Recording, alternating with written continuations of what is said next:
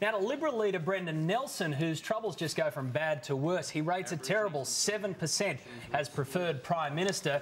His ministers don't turn up to Parliament, and now Malcolm Turnbull refuses to rule out a leadership challenge. So are you ruling out a challenge? I'm not. The only thing I'm ruling out is ever making a comment about the leadership. There's nothing I can say that would be helpful or constructive. Just a matter of time. Being honest.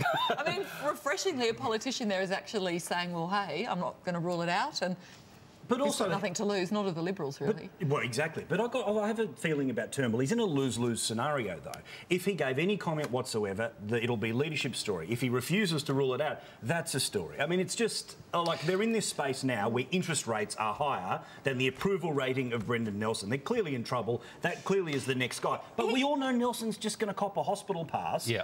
We know what's going to happen here. Why are we rushing to get there? Yeah, we know what's happening.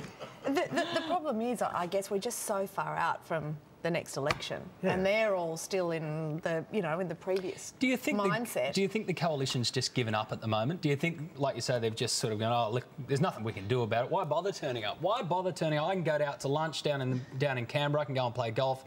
Why bother sitting on the backbenches and putting up with all this rubbish? Well, I mean, that pretty much seems to be the idea. I mean, we've got Mark Vaile doing some lobbying work on the side in the Middle East for a company that donated $300,000 to the Liberals. Yeah. Wilson Tuckey, he was on a cruise in the Pacific. That's my favourite. Can you imagine? And your cruise director is Iron Bar Tuckey. Doing cocktails and flipping them. You're playing quoits with Iron Bar. But if you don't want to be in Parliament, whether you're on that side or that side, shouldn't you just get out of there? And shouldn't you tell your electorate who, regardless of what side you're on, you're still an elected representative? And what I find offensive about this is that they can then talk about getting a pay cut and also saying, well, like when Alexander Downer said, well, I've done enough for the country in the last 10 years. Imagine if we said that. Well, exactly. I've done enough for this company in the last 10 years. I think I'm just going to go to lunch. Actually, I do that. Yeah, I was going to say, probably not the best industry to do that in. I don't get it. I don't know why you wouldn't want to be in opposition. It's got to be the easiest job in the world. They say yes, you say no. They say tax cuts by 20%. You say it should be 30%. Yeah, and how then hard just is it? Call for a resignation every couple of weeks. Oh, the Prime Minister should resign. Work here done. On the Brendan Nelson issue, remember Kate, our stay-at-home mum, who sent us that very funny email last week about having her own Guantanamo Bay in the backyard. She sent us another one.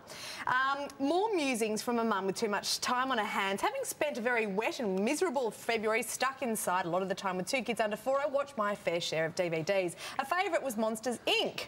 Now, tucking the kids into bed each night and then watching the nightly news, I always had an uneasy feeling when the political stories were on. I couldn't put my finger on it.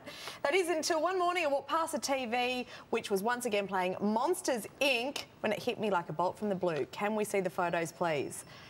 That uneasy feeling returned. I realised I would never see Brendan Nelson and Randall, the evil monster, and the second best scarer in the same room. Now we know why. Thank you, Kate. Brendan Nelson would love to be Randall at the moment because he could just disappear when he wants to. Or perhaps he has at 7%. What do you think about that? Are coalition MPs acting like sore losers or just disappearing?